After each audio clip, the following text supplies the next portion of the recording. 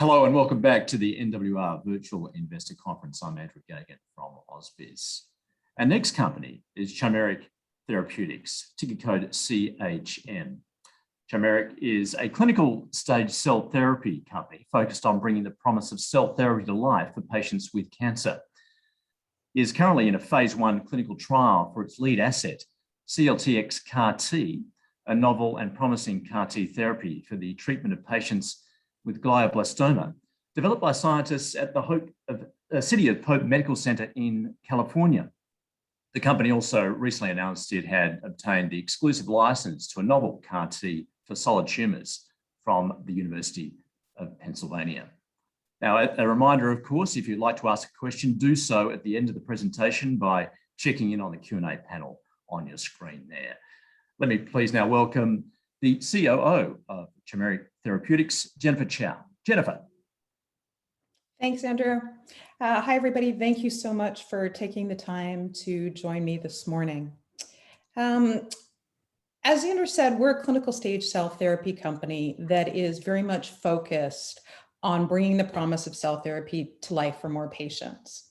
And I've been asked recently, what does that really mean? And so you see that for us, it does mean that we don't just want to delay disease progression for patients with cancer. We actually want to look for therapies that have the promise to cure cancer. And I think for myself and for my team, that really comes to life for us because we've all had the opportunity to work on cell therapies that we've seen bring that promise to patients. So I thought what I might actually do today is actually give you a little bit of insight into the inspiration that my team and I have by introducing you to one of those patients. This is Dumas Padilla. Dumas was a young man who was actually born and raised in Puerto Rico and wound up becoming a baseball player in Los Angeles. When he was in his early 40s, Dumas was diagnosed with diffuse large B-cell lymphoma. And after many rounds of standard therapies, transplants, and chemotherapy, he was told that by his oncologist, he had no other options and that he should go home, and he had about probably 6 months to live. 2 days after Dumas was told that, he got an urgent call from his doctor saying, there is a clinical trial open up the street, run, get there as fast as you can, there's only one spot left. And you can see in the top right-hand corner, the scan that shows what happened to Dumas on that clinical trial. He had a CAR-T, a cell therapy that is now known as Yescarta and is approved around the world.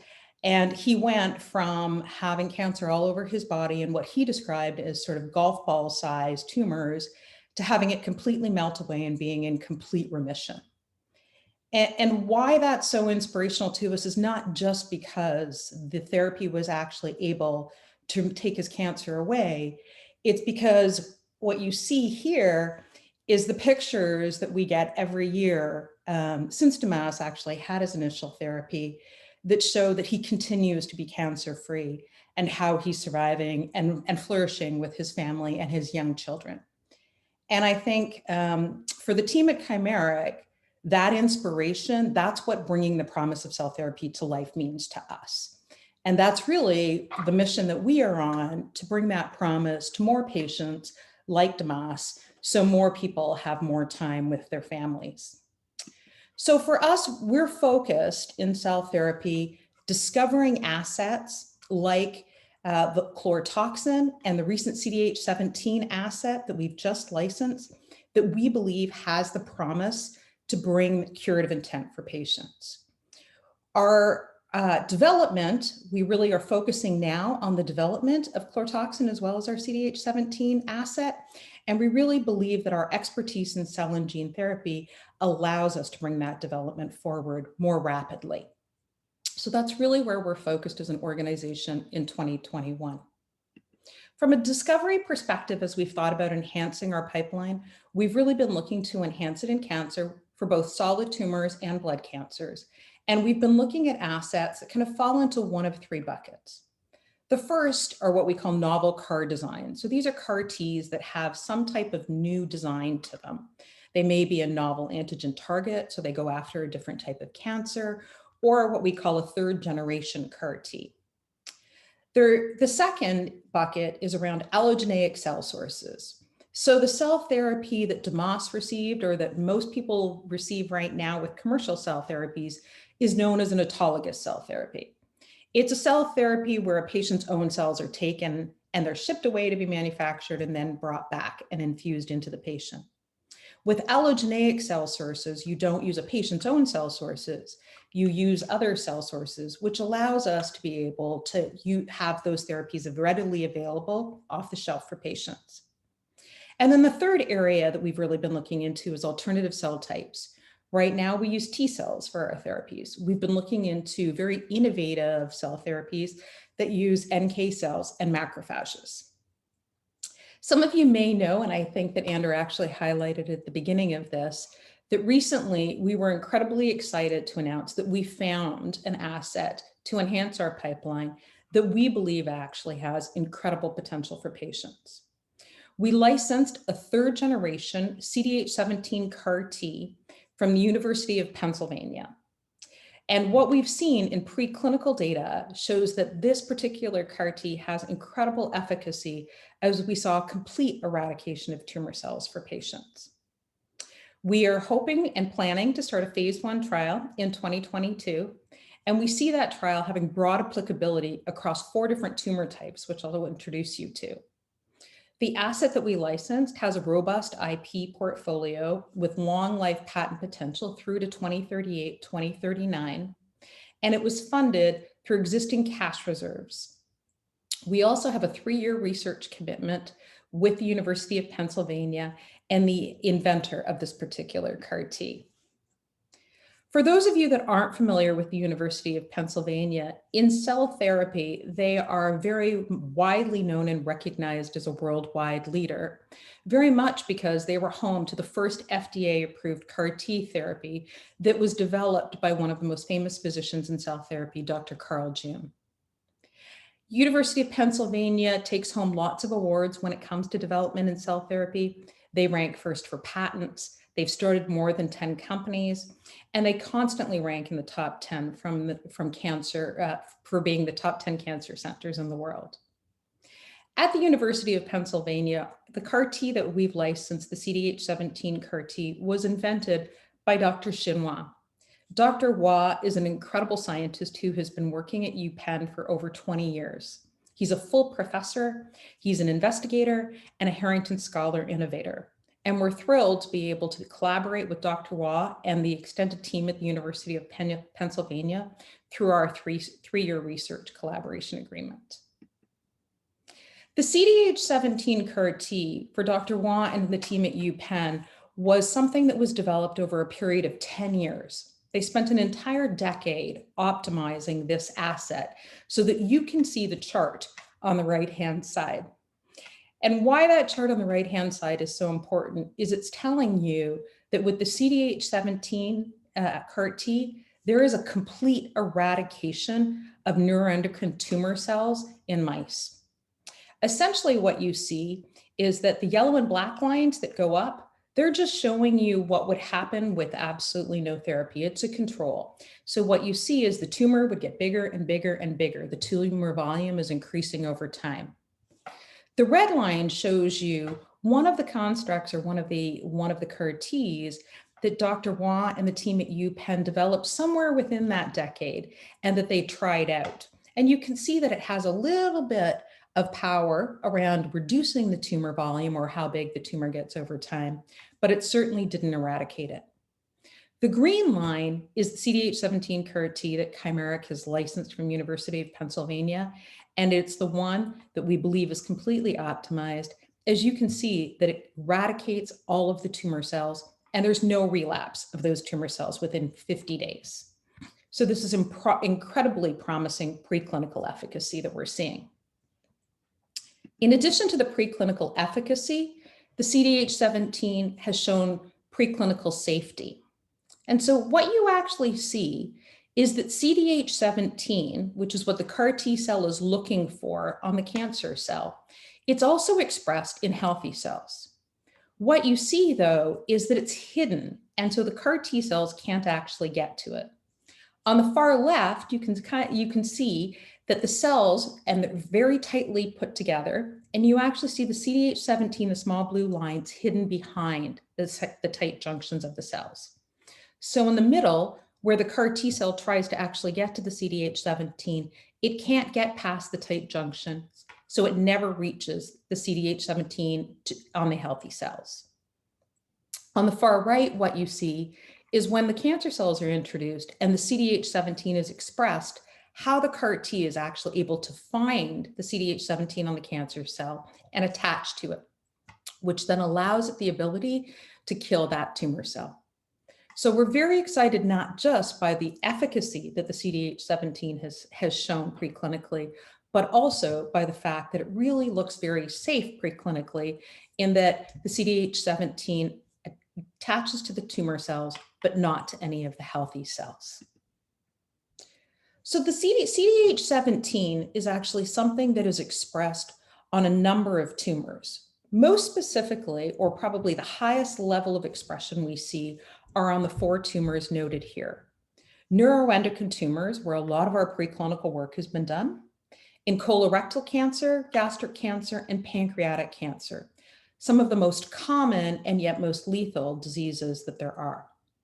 CDH17 on all 4 of these tumor types is high, and based on what we've seen in our preclinical models, we actually believe that this CAR T will be very effective in all of these tumor areas. So as we've started to think about development for our first clinical trial, we're actually going to look at a trial that looks at patients that have any of these cancer types at the same time. As we move from discovery into development with this asset, we're really going to be looking in 2021 to finish all the preclinical validation for all 4 of those tumor types. And then we're going to be preparing from our tech ops side with vector manufacturing and our drug product manufacturing strategy. In 2022, the development of this asset will take us into an FDA IND. The phase 1 clinical trial we plan to open at the University of Pennsylvania first, followed by expansion to second clinical site very shortly thereafter. So we are incredibly excited not only by the discovery of this asset, but also now about moving it rapidly into development. From a development perspective, we also have Chlortoxin CAR T, and Chlortoxin is the asset that Chimeric was founded on. Chlortoxin CAR T actually has gone through all of the preclinical studies for glioblastoma and is currently in a phase 1 clinical trial at the City of Hope Hospital in California for patients with recurrent or progressive glioblastoma. As we move forward, our intent is to take that to a phase 2 trial, and we believe that a phase 2 trial will be our registration trial, which will allow the Chlortoxin CAR T to be commercially available to patients around the world. For those of you that are not familiar with Chlortoxin, Chlortoxin CAR T is very much a first and best-in-class CAR T cell therapy. It is the first time that Chlortoxin has ever been used as a tumor targeting domain for a cell therapy or a CAR T therapy. And Chlortoxin, as many of you know, is actually derived from Deathstalker scorpion venom, something that's very unique about this particular asset. Preclinically, we saw that Chlortoxin actually binds preferentially to glioblastoma cells, much more so than other immunotherapy targets. And we saw excellent preclinical safety and efficacy that gave us the confidence to take this asset into the phase 1 clinical trial that it's currently in. Chlortoxin right now, as I said, is in the middle of the phase 1 clinical trial. And we anticipate that in the 4th quarter of this year, that we'll actually be providing a data update on some of the early patients in the trial. What you see on the right-hand side is the way the trial is set up. There's 4 different dose levels in this trial, and there's 2 different ways that we are administering the drug. The first dose level and the first way that we were administering the drug was through intratumoral administration, where a patient would actually, through surgery, have a catheter placed in their brain, and it's through that catheter that we actually were dosing the Chlortoxin CAR T. We were pleased to be able to announce back in April that we can finish that first dose level and that all patients had no dose-limiting toxicities, and so we were able to move on to the second dose level, which you see highlighted in orange. As we moved into that dose level, we actually began administering the Chlorotoxin CAR-T in 2 different places in a patient's brain, both intratumorally and interventricular. And so there's 2 catheters now that are placed into a patient's brain when they go to surgery. We hope that we'll be able to announce shortly that the 2nd dose cohort is completed, and we're going to move on to the 3rd and 4th dose cohort, at which time we're also going to be looking to expand the site to additional clinical trial sites. And we're preparing for the phase 2 trial, the registration trial as well. The other thing that we know about Chlorotoxin is that Chlorotoxin actually binds not only to glioblastoma cells, but it also binds to other solid tumors. So our team right now is working with the City of Hope team to develop a phase 1 basket trial, which will just allow us to take a look at a whole pile of different tumor types, all in one type of clinical trial. So right now we're looking at melanoma, prostate, and colorectal cancer with Chlorotoxin. So Chimeric, we're incredibly excited now to be building out more of a pipeline to bring that promise of cell therapy to more patients. You can see on the top, Chlorotoxin, or what we now refer to as CDH17 in glioblastoma being in phase 1, and the trial that we're looking to shortly open, melanoma, colorectal, and prostate underneath. And then underneath that, you see the new asset that we've brought into the pipeline, our CDH17 CAR-T, and the preclinical work that's already been done in neuroendocrine tumors and is now being done in colorectal, pancreatic, and gastric cancers. With all of that development, we really believe the fuel behind a lot of it is the expertise that the team brings in cell therapy. The small team here that you see on the screen has worked on over 25 cell therapy products from very, very early stages through to commercial approvals. And we've actually had the privilege to work on 4 of the 5 approved CAR-T cell therapies and to meet patients like Dumas who have received these therapies and truly have experienced what it means to have that promise of cell therapy brought to life. Through our team, and we'll continue to expand our team as we enhance our pipeline, that cell therapy expertise we really believe allows us to navigate the complexities of cell therapy development to enable rapid commercialization. So as we continue to move forward over the course of the next year, we're going to continue to be focused on discovery. The CDH17 CAR-T, the exclusive licensing, was the first step in a very exciting set of discovery announcements. We're going to really focus on now bringing both the CDH17 and Chlorotoxin through development to advance the GBM dose escalation, to expand into additional solid tumors with Chlorotoxin, and then to complete the preclinical work and get into the phase 1 clinical trial for the CDH17 in 2022. And with our team, we're going to continue to expand our cell therapy expertise to prepare for future success. With that, I thank you very much for your time, and please welcome any questions that you have about what we're doing. Jennifer, thanks so much for the presentation. Let's get to those questions. And Jennifer, obviously, this is all based on that partnership, that exclusive license agreement you have with the University of Pennsylvania. Just a broad question to begin with. Can you speak to the M&A activity occurring in the CAR-T sector? Generally in the sector, Andrew, yes, it's a very busy sector. So cell and gene therapy continues to be the most active investment space and M&A space that there is in biotech.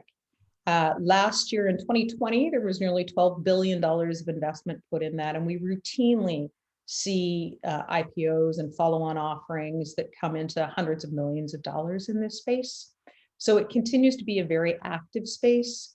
From our perspective, in terms of enhancing our pipeline, and part of probably what we believe allowed us to be successful in acquiring the CDH17 CAR-T is really the cell and gene therapy experience that the team has. So we're really excited about being able to continue that work.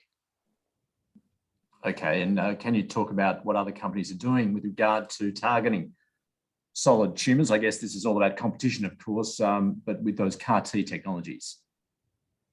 Yeah, Andrew, I think that many companies are coming at solid tumors in all sorts of different ways, right? And so I think some are coming at it by moving from T cells into macrophages or moving into NK cells.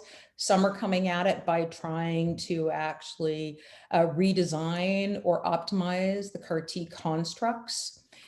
So I think that in cell therapy, what you're starting to see is people bringing all of those different technologies and different ways of thinking about getting CAR Ts into solid tumor patients forward. So we'll have to be watching to see which of those has the most promise as they continue.